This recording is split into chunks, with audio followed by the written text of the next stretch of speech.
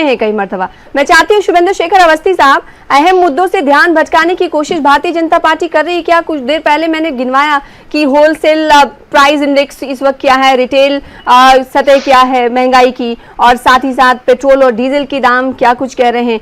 वहीं इसके अलावा रुपया बहुत गिर रहा है। तो ये तमाम चीजें जो सरकार की नाकामी तो है, ये तो हम पूछेंगे ना कि सरकार आखिर क्यों नाकाम हो रही है, क्यों लुढ़क रही है सब नीचे की तरफ। जरूर सना जी, आपको ये प्रश्न पूछना चाहिए और सब लोगों को पूछना चाहिए। पर जो विषय है आपके आज डिबेट का कि क्या धर्म को लेके कोई सियासत की जा रही है, आप ये बताइए किसी भी भारतीय जनता पार्टी के एक बड़े नेता ने, प्रवक्ता ने, मोदी जी ने, सरकार के किसी लोगों ने ये कहा हो कि भाई ज्ञानव्यापी में मस्जिद है नहीं है, यहाँ मंदिर है, ये सब बातों पे चर्चा की हो। एक मामला जो कोर्ट के अंदर है, कोर्ट ने सर्वे किया है, उसकी रिपोर्ट्स आएंगी और उसकी रिपोर्ट्स के हिसाब से जिनको जैसा कोर्ट डिसाइड करेगा वैसा करना चाहिए। अब कोर्ट कुछ डिसाइड कर रहा है और हमारे यादव जी जो बैठे हैं, प्रोफेसर यादव जी, उन्होंने यहां तक भी कह दिया कि भारतीय जनता पार्टी ने एक प्रधानमंत्री के हत्यारों को भी रिहा कर दिया। अरे कोर्ट रिहा कर रहा है, उसको भी आप हम पर डालना चाहते हो? साहब कुछ तो समझ के बोलो। कोर्ट ने रिहा किया, कैबिनेट ने दया याचिका, कैबिनेट ने उस प्रदेश की कैबिनेट ने दया याचिका भेजी थी साहब। कुछ नहीं भेजा, कोई कैबिनेट ने भेजी थी, कैबिनेट सरकार होती है। हाँ। डिसीजन कोर्ट के होते हैं। हाँ, तो फिर आप ऐसे कैसे कर रहे हैं, न्यायालय कर रहा है?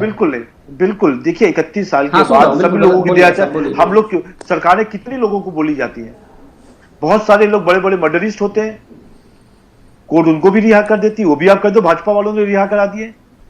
तो यादव जी मैं बार बार आपको एक बात कहता हूं कि आप विषय पर ज्ञानवापी मंदिर है या मस्जिद है, ये आप और हम तो तय नहीं कर सकते, ना आपकी सपा पार्टी तय करेगी ना भाजपा तय करेगी।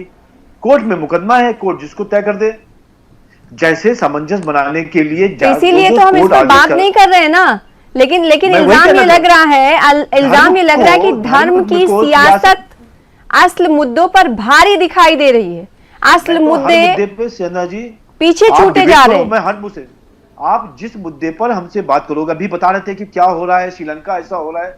9.7 जीडीपी है हमारी, और जब पूरा देश कोरोना के बाद पूरे विश्व पूरा का पूरा इकोनॉमी डूब गई, लोगों के पास रिजर्व था वो खत्म हो गया, वहां पर 9.7 जीडीपी है। और कल की तो मैं एक रिपोर्ट और देख रहा था सना जी कि 580 टन जो रिजर्व सोना था वो बढ़ के 780 टन हो गया है। मतलब ये कौन सी रिपोर्ट का जिक्र कर रहे हैं, बताते जाइएगा। मैं बताता रहा हूं, कल एक रिपोर्ट में चेक कर रहा था जिसमें भारत का जो गोल्ड रिजर्व है 580 मेट्रिक टन से बढ़ के 720 मेट्रिक टन हुआ है। मैं ये बताना चाहता हूं हर जगह के ऊपर विदेशी कर्जा भी बता, विदेशी कर्जा, हम सब चीज होता है। मैं आपको बता रहा हूँ, उसी चीज के लिए बता रहा हूँ। आज किसी जगह पे भी जाइए, जो भी रोड जाइए, आज जो हम लोग 42 लाख करोड़ का बजट बना रहे हैं, जो 24 लाख करोड़ का था, लगभग डबल लेके आ गए। पूरी कंट्री हाईवे से लेके फ्लाइट से लेके डेवलपमेंट में जुड़ रहे हैं, जिससे बेरोजगारी और लोगों को छोटे रोजगार छीन रहे हैं सर, छोटे रोजगार छीन रहे हैं। शुभेंदु शेखर अवस्थी साहब, जमीन आम आदमी की भी बात करिए ना। अभी तो हम बात ये कर रहे हैं असल मुद्दों की। असल मुद्दे क्या है? महंगाई। असल मुद्दे हैं कि होलसेल प्राइस इंडेक्स कहाँ जा रहा है, असल मुद्दे हैं कि रिटेल महंगाई कहाँ पर है, असल मुद्दे हैं कि पैसा लुढ़क रहा है, असल मुद्दे ये हैं कि बाजारों में हलचल मची हुई है। हलचल नहीं अभी से कहेंगे, अभी से कोहराम कहेंगे। आप सुनिए, अच्छा सुनो सना जी, आज तक आप डिबेट कर रहे हो तो मैं आपको इससे पूछना चाहता हूं, शायद यादव जी जवाब दे दे इसका। आज तक इतना कभी एक्सपोर्ट हुआ था? नहीं हुआ। आज तक हमेशा यही होता था कि एक्सपोर्ट बहुत कम है, इंपोर्ट बहुत ज्यादा होता है। और ये सब चीजें भारत को एक अच्छे डायरेक्शन पे लेके जा रहे हैं। मैं बार बार मानता हूं महंगाई होगी है, बोलिए ना, है।